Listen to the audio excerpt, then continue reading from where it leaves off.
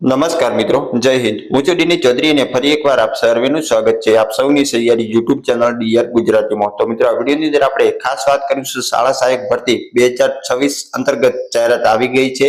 અને લાયકાતની વાત કરવામાં આવે તો જે પણ મિત્રો બીએડ કરેલ છે, માત્ર ટેટ કે ટાટ પરીક્ષા પાસ ન કરેલો હોય તો પણ ચાલશે. માત્ર ને માત્ર તમે બીએડ પાસ હોવા જોઈએ. પગાર ધોરણ 21,000 રૂપિયા ફિક્સ મહિને તમને મળવાપાત્ર થશે.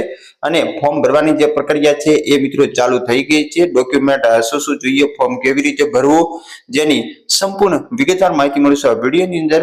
અગાઉ પણ આપણે એક ઓલરેડી વિડીયો બનાવી ચૂક્યા છે, જેની અંદર પણ તમને સંપૂર્ણ માહિતી આપી છે. અને આની અંદર પણ ફોર્મ ભરવાથી લઈ અને જે અન્ય જે ધારાધોરણ છે એની પણ માહિતી મેળવીશું. તો ખાસ વિડીયો છેલ્લે સુધી જોતા રહેજો. ચેનલ પર નવો તો સબસ્ક્રાઇબ કરી દો, એટલે આવી જ માહિતી તમને મળતી રહેશે. સાથે સાથે આ ફોર્મની પીડીએફ અને અન્ય વિગતવાર માહિતી આપણા ટેલિગ્રામની અંદર મૂકી દીધી છે. તો એની અંદર જોઈન થઈ અને પિન કરેલો મેસેજ જોશો તો તમને પીડીએફ મળી જશે. તો ચાલો વિડીયો શરૂ કરીએ. તો મિત્રો, ખાસ વાત કરવામાં આવે તો આ જાહેરાત જિલ્લા પંચાયત કચેરી દાહોદ દ્વારા કરવામાં આવી છે. દાહોદ જિલ્લામાં શિક્ષકો માટેની નવી તક. જિલ્લા પંચાયત કચેરી દાહોદ દ્વારા આઉટસોર્સથી શાળા સહાયકોની ભરતી છે. મેનેજિંગ એજન્સીની વાત કરવામાં આવે તો સેફ સર્વિસ મહેસાણા દ્વારા આજે ફોર્મ ભરાવવામાં આવે છે. સેફ સર્વિસ મહેસાણા દ્વારા આની જાહેરાત કરવામાં આવી છે. શાળા સહાયક ભરતી એક નજરની અંદર આપણે જોઈએ તો જગ્યાઓની વાત કરવામાં આવે તો દાહોદ જિલ્લાની પગાર કેન્દ્ર જે 127 શાળાઓ છે આની અંદર આની ભરતી કરવાની છે. જરૂરિયાત મુજબ આમાં સંખ્યાની અંદર વધઘટ થઈ શકે છે. પગારની વાત કરવામાં આવે તો તમને ખબર છે 21,000 રૂપિયા ફિક્સ પગાર મળવા પાત્ર છે. અન્ય કોઈ પણ પ્રકારનું ભથ્થું આની અંદર મળશે નહીં. અને 11 માસના કરાર આધારિત છે. 11 માસ થશે એટલે તમે આપોઆપ છૂટા થશો. આની અંદર એક વસ્તુ સારી છે કે 11 મહિના પહેલા તમને છૂટા નહીં કરે, કારણ કે આમાં બદલીથી કોઈ શિક્ષકો આવશે નહીં. સરકારી પ્રાથમિક શાળાઓ પે સેન્ટર ખાતે આની ભરતી કરવામાં આવશે. શું તમે અરજી કરવા માટે યોગ્ય છો? તો તમારી શૈક્ષણિક લાયકાતની વાત કરવામાં આવે તો કોઈ પણ યુનિવર્સિટીની અંદરથી તમે સ્નાતક હોવેલું જોઈએ અને પ્લસ બીએડ પણ કરેલું હોવું જોઈએ. એટલે સ્નાતક પ્લસ બીએડ છે એ તમામ લોકો આની અંદર ફોર્મ ભરી શકશે. વાત કરવામાં આવે વય મર્યાદાની તો વય મર્યાદાની અંદર તમને 1/1/2026 ની સ્થિતિએ 38 વર્ષ કરતા વધુ ના હોવા જોઈએ. એની ઓછા ગમે એટલા ચાલશે. વધારેની લાયકાત અને પસંદગીની પ્રાથમિકતા કોને આપવામાં આવશે? તો શાળાની અંદર કોમ્પ્યુટર પર કામગીરી હોવાના કારણે કોમ્પ્યુટરની જાણકારીમાં ખાસ MS ઓફિસ વિશેની તમને માહિતી હોવી જોઈએ. એના પછી આ ભરતી જે દાહોદ જિલ્લાના કાર્યક્ષેત્રને લગતી હોવાના કારણે સ્થાનિક ઉમેદવારોને પ્રાથમિકતા આપવામાં આવશે. એટલે કે દાહોદ જિલ્લાના ઉમેદવારો છે એમને પ્રથમ પસંદગી આપશે.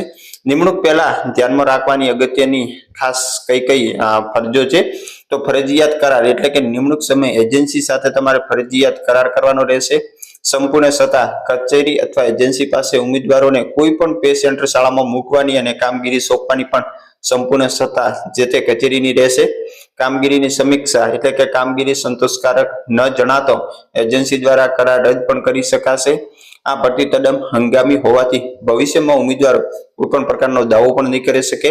અરજી કરવાની સાચી પદ્ધતિની વાત કરવામાં આવે તો માત્ર ને માત્ર ઓફલાઈન અરજી થશે. આની ખાસ નોંધ છે કે અરજી માત્ર ઓફલાઈન માધ્યમથી, એટલે કે સ્પીડ પોસ્ટ રજિસ્ટર એડી દ્વારા જ સ્વીકારવામાં આવશે. વધુ માહિતી માટે અહીંયા એક QR કોડ આપેલો છે અને દાહોદ જિલ્લાની વેબસાઇટ આપેલી છે, જેની તમે મુલાકાત લઈ શકશો.